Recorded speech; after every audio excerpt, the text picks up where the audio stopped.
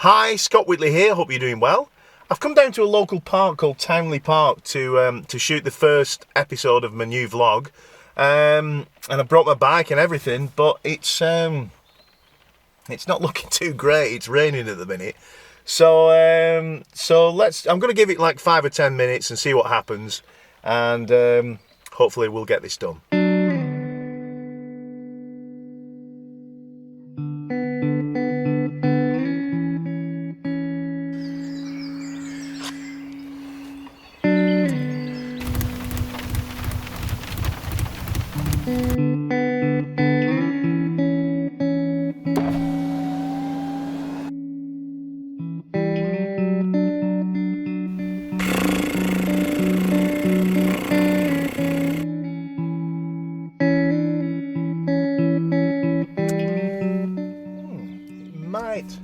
Might be stopping. Let's go and have a look.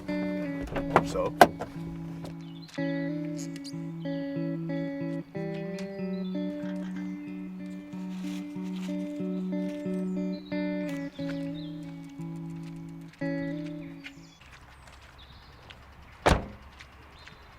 So it's been about 12-18 months since the last video I made for YouTube, and even at that, it wasn't a base tuition video, which is what my channel grew on. And even before that, I'd been pretty quiet on the channel. So I thought in this first new vlog, or the first of this new vlog series, I'd just kind of talk about where I've been, why I've not been producing new content for YouTube, what's been taking up most of my time, and more importantly, what's in store for the future and the rest of 2019. So let's go on a ride.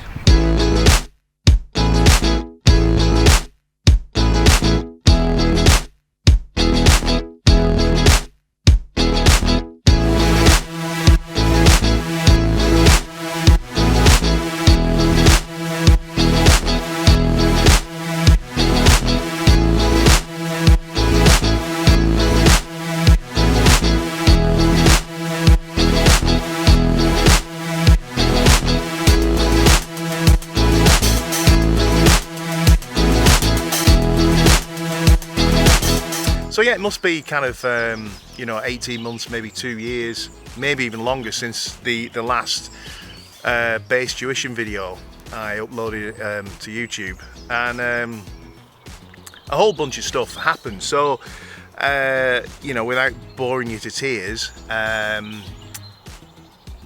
as some of you may know already, about 5 years ago, maybe even longer than that, I started working on the SWB1 base. I designed it from the ground up and had one made, and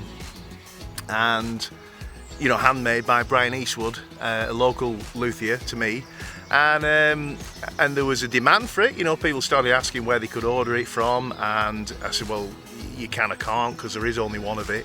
And if you know the story already, please forgive me, but yeah, I ended up doing something I never anticipated doing, and that was having the bases made in China, importing them myself, having every single one, well, actually setting every single base up myself, shipping every instrument out to the customer myself, and that was like an amazing achievement. It was something that I never imagined in my wildest dreams I'd do or achieve.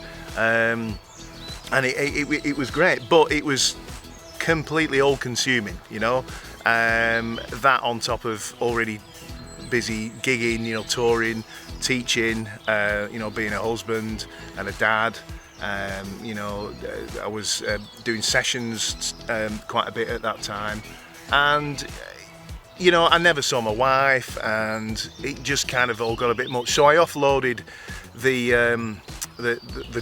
bass, the production of the bass, to my good friend Stephen Chown. He was happy to take on the bass as one of his models. His company's Chowney. Okay, he's based in Bristol, and he's been producing that bass. They're made in India now, and he's been producing that bass for it's at least 2 years, and they're absolutely fantastic. I'm so happy with the arrangement we've got and the quality of the instruments, you know, and it's all I play now pretty much is the Chowney branded SWB1 basses, so that's great. But around the time that happened, or shortly before that happened, in the midst of all this, I joined Big Country.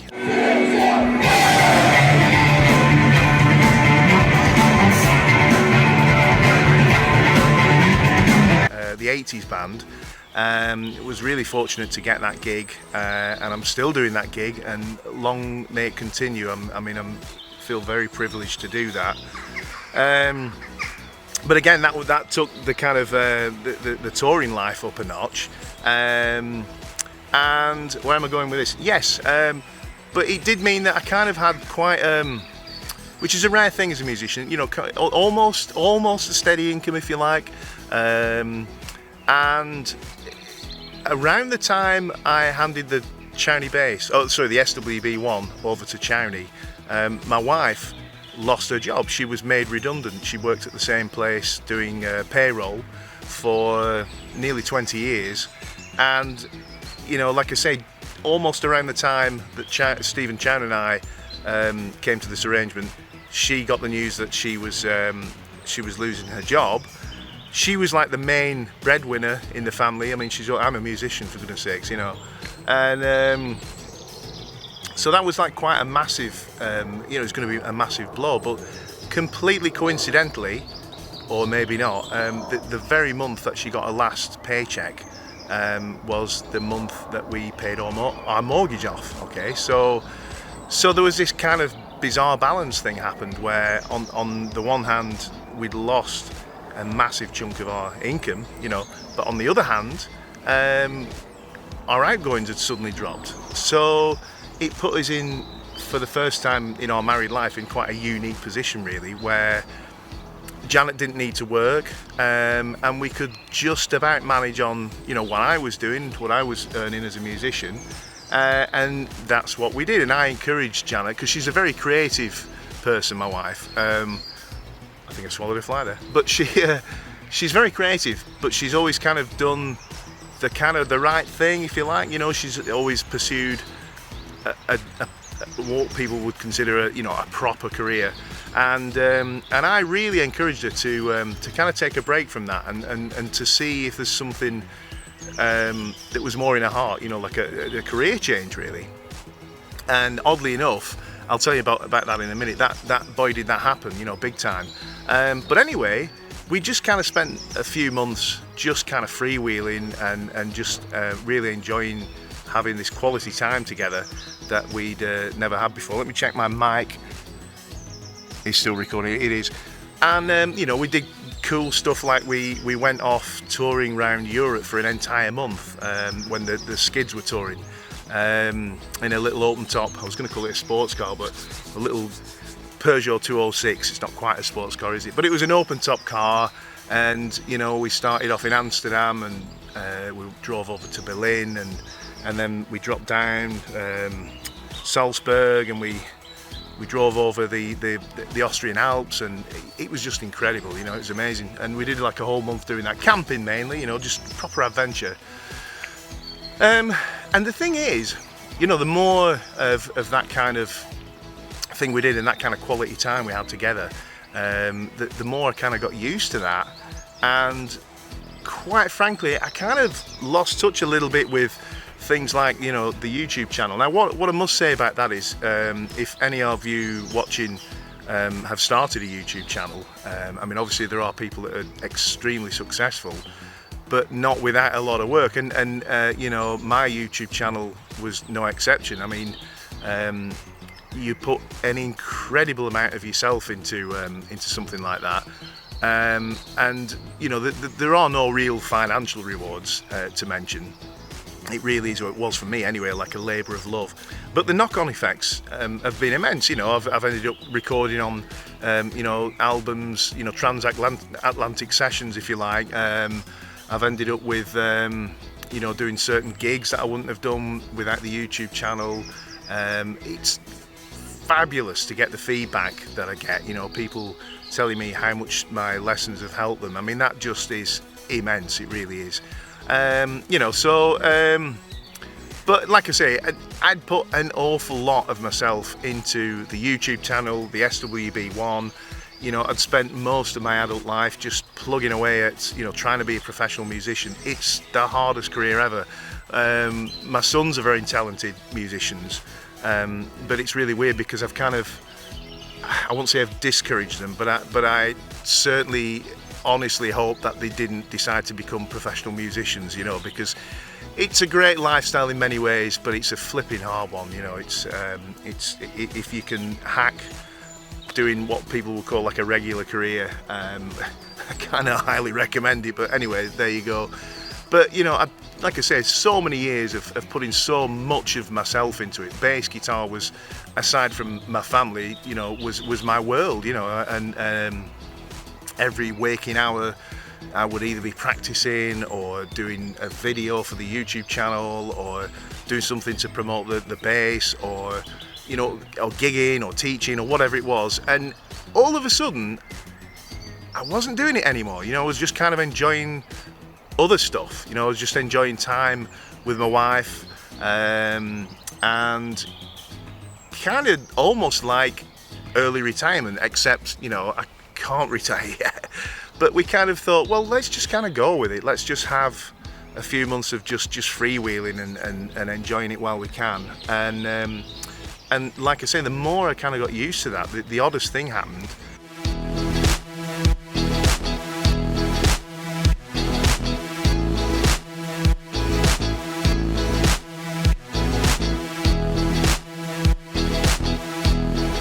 And that was that I actually started to lose interest in the kind of bass world, you know, the stuff that had always switched me on. I just wasn't interested very much anymore, you know. I'd scroll through Facebook and my news feed would be full of, because obviously a lot of my friends on there are bass players and musicians, and there'd be all this stuff, the latest bass effects and amps and, you know, vintage basses and you know, the latest talent on the block and all the rest of it. And it just all became white noise, you know. I just was, it was like everything was oversaturated. It was, I honestly felt like I'd just kind of seen everything I wanted to see, you know, and it was actually turning me off. I just wasn't interested. And of course, you know, the more that kind of situation grew, the less I was inclined to shoot YouTube videos. I'd sort of plan a video and think, you know, my heart's not in this, and I really didn't want to sort of shoot the just go through the motions and shoot these videos almost like under false pretenses, you know. Like I've got to be passionate about what I'm doing, to pass that information on, and it just wasn't there for a while. There's a fish there. And so I lost my train of thought there. Yes, so it had gone, and it sounds really weird because from the outside, everything you've probably seen about me on the YouTube channel, and if you follow me, is all about the bass, you know. And there was me not really interested in the bass anymore, and I just kind of decided to go with it and just see what happened. Now the thing is, what I must add here is, it didn't mean I wasn't enjoying playing the bass. I was still really busy with Big Country, and loving every gig, and I was still doing some one-to-one tuition, and when I'd pick up the bass to do the tuition, I really enjoyed playing it, you know. I realised, you know, it's a gift, I've got that going on, but in between, it was the last thing I was going to, you know. So anyway, with touring a lot, and let me just say something actually about Big Country. I should throw this in. The thing about playing with Big Country is, and the way I play in Big Country is very different from anything I've kind of done before. All right, so it's the whole approach that Tony Butler had to the bass is, and he's kind of said this, it was like a guitar, a bass guitar, and those parts that he wrote, they are like almost like guitar parts. Now I kind of you know, I do a lot of, you know, in my own stuff, a lot of slapping and things like that. I like funky stuff, and obviously there's a lot more of a rocky vibe with Big Country. And the thing is about all that is, it's been incredible to kind of like take this whole new world of bass playing on board. And for the last sort of, you know, it must be like coming up to 4 years now, my plectrum playing chops have just gone through the roof. And you know, I've kind of developed this whole other side to my playing, really developed it, you know, like big time. So that's going to be something that will feature in, I'm giving it away now, in my YouTube channel in the future.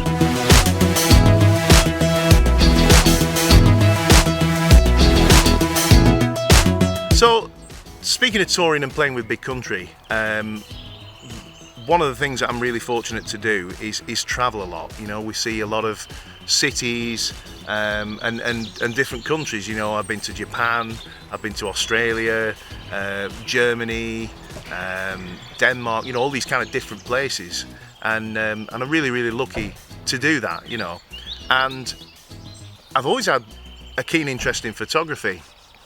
And what I realised, or it just kind of developed really, is I started taking my camera along to on tour, and that just kind of snowballed to a massive passion in photography. And for the last 2 years, that's where most of my creative efforts have been going. I've been like I was when I was 15 when I started playing bass. You know, I can't get enough of it. I'm watching YouTube videos every day, you know, I'm reading books, I'm out shooting, I'm trying different equipment, I'm just completely besotted with the whole photography thing. I've got a small photography studio now. I'm really getting into portrait photography. I can't speak, portrait photography, and that's become like a big part of what I do. And like I say, I kind of just went with that over the last 2 years, and just hope that the kind of passion for playing the bass would eventually come back. And fast forward to like now in 2019, and it has, you know, it really has. And I think a lot of it has been the overlap between you know, photography and videography, and the fact that I've got so into cameras again and all the rest of it. And I work with a guy in big country called Rory Cowison, who is a phenomenal videographer. He's just phenomenal guy, so knowledgeable. You should check him out. Tongue Twister Films is his company, you know. And he's really inspired me as well to get, like I say, more into the video side of things. So everything's kind of come around full circle to a point now where I'm like actually itching to get, as I am now, behind the camera again. And I'm going to get some new tuition videos up really soon. So watch this space.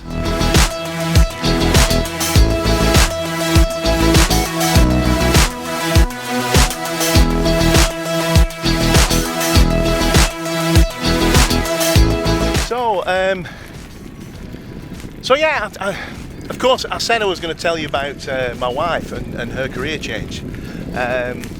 So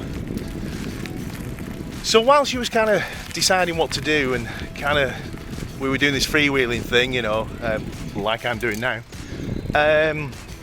she decided to buy some pencils, right, and start drawing. She it was something that she used to do when she was young, and I think I'm stuck here, I'm gonna have to turn around.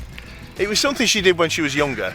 I didn't know that she could actually draw. I honestly didn't. I've been with her kind of nearly 30 years and didn't know she could draw, right?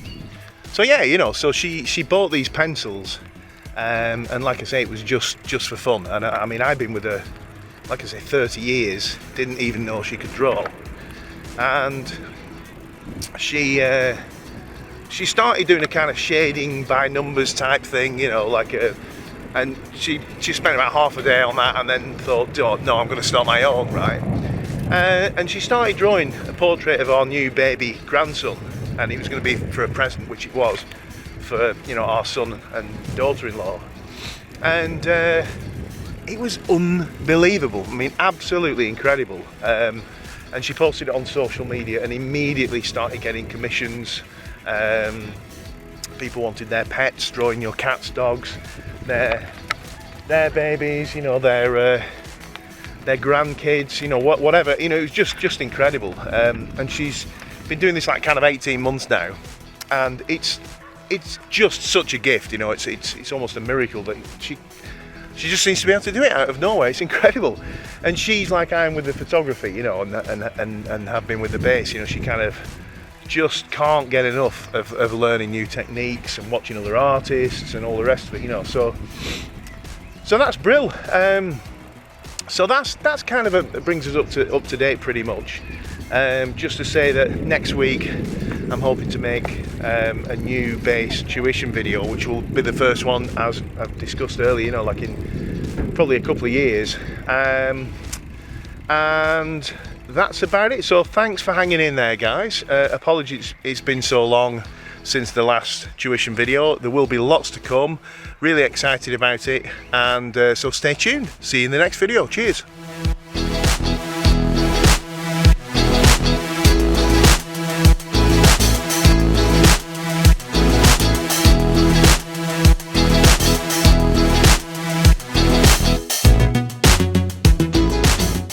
Hi, Scott Whitley there. What the f